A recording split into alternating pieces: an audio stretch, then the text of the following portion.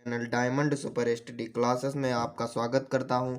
आज हम आपको कक्षा 10 की भौतिक विज्ञान के बहुत ही इम्पोर्टेंट क्वेश्चन के बारे में बताने वाले हैं। तो आइए देखते हैं कि आपको हम ये क्वेश्चन बताएंगे कि हमारे आँख में जो दृष्टि दोष होते हैं, निकट दृष्टि दोष और दूर दृष्टि दोष, उसी को हम आपको बताएंगे। तो आइए देखते हैं कि दृष्टि दोष से आप क्या समझते हैं, मतलब कि जो ये आपका दृष्टि दोष होता है ये क्या होता है, कि दृष्टि दोष से आप क्या समझते। तो जब हमारी आँखों की समंजन क्षमता क्षीण हो जाती है, मतलब कि जो हमारी आँख होती है उसकी जब समंजन क्षमता क्षीण हो जाती है या घट जाती है, तब हमें वस्तुएं स्पष्ट तरीके से दिखाई नहीं देती। मतलब कि जो वस्तुएं होती हैं वो हमें सही तरीके से नहीं दिखाई देती, धुंधली दिखाई देंगी, या मतलब अब आप समझ रहे हैं कि सही तरीके से नहीं दिखाई देती हैं।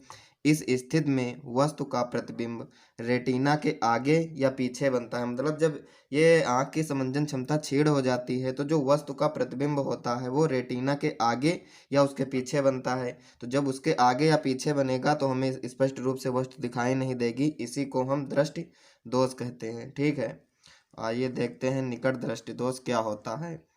तो निकट दृष्टि दोष क्या होता है। इस दृष्टि दोष से पीड़ित व्यक्ति को निकट की वस्तुएं स्पष्ट दिखाई देती हैं, परंतु दूर की वस्तुएं स्पष्ट नहीं दिखाई देती हैं। इसमें आप लोग ये याद रखेंगे कि जो निकट दृष्टि दोष होगा और जो दूर दृष्टि दोष होगा, जो भी दृष्टि दोष होगा, अगर निकट दृष्टि दोष है तो उसमें निकट की वस्तुएं स्पष्ट रूप से दिखाई देंगी। अगर दूर दृष्टि दोष है उसमें दूर की वस्तुएं स्पष्ट रूप से दिखाई देंगी लेकिन नज़दीक की वस्तुएं स्पष्ट रूप से नहीं दिखाई। मतलब जो भी दृष्टि दोष होगा वही वस्तुएं दिखाई देंगी। मतलब कि अगर निकट दृष्टि दोष है तो निकट की वस्तुएं दिखाई देंगी। तो इसीलिए इस दृष्टि दोष से पीड़ित व्यक्ति को निकट की वस्तुएं स्पष्ट दिखाई देती हैं, परंतु दूर की वस्तुएं स्पष्ट नहीं दिखाई देती। इस दोष में नेत्र का दूर बिंदु अनंत पर न होकर पास आ जाता है। इस जो ये दोष होता है इसमें नेत्र का दूर बिंदु जो होता है वो अनंत पर ना होकर पास आ जाता है। ठीक है, इसका आप आइए देखते हैं कि किस कारण से हमारे निकट दृष्टि दोष होता है। तो इसका कारण होता है नेत्र लेंस की वक्रता का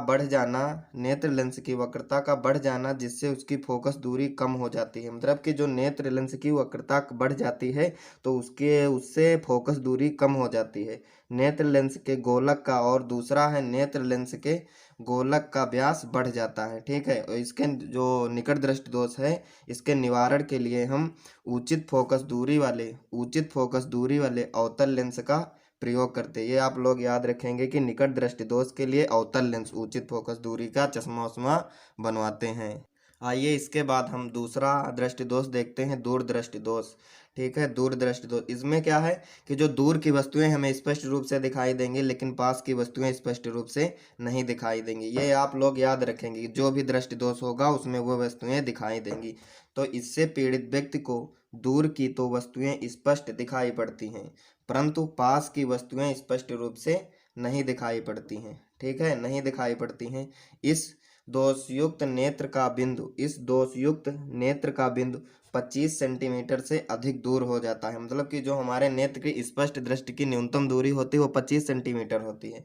तो यही लिखा है कि इस दोषयुक्त नेत्र का बिंदु 25 सेंटीमीटर से अधिक दूर हो जाता है, अतः व्यक्ति को 25 सेंटीमीटर तथा उससे निकट वस्तुएं स्पष्ट दिखाई नहीं देती हैं। ठीक है, मतलब 25 सेंटीमीटर है उससे निकट की वस्तुएं ये स्पष्ट रूप से दिखाई नहीं देती हैं। फिर इसका कारण होता है नेत्र लेंस की वक्रता कम हो जाती है, जिससे उसकी फोकस दूरी बढ़ जाती है। जो हमारा नेत्र होता है उसकी वक्रता कम हो जाती है जिससे उसकी फोकस दूरी बढ़ जाती है।